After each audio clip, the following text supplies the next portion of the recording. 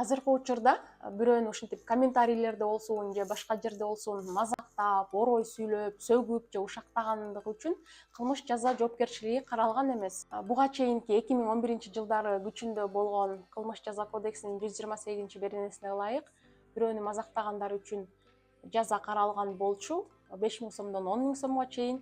Эгерде бул коомдук жайда же массалык маалымат каражаттарында болуп жатса, анда 10.000 сомдон 30.000 сомго чейин. Бирок ал берене 2015-жылы март айында күчүн жоготкон. Андыктан мындай жагдайда укугун корготуу үчүн жарандык тартипте сотко кайрылса болот. Ал үчүн контекстке жараша, мисалы, жарыяланган маалымат чындыкка дал келбейт деп табуу үчүн же болбосо айтылган сөздөр, сөз айкаштары ар намысымды кемсинтет деп табылсын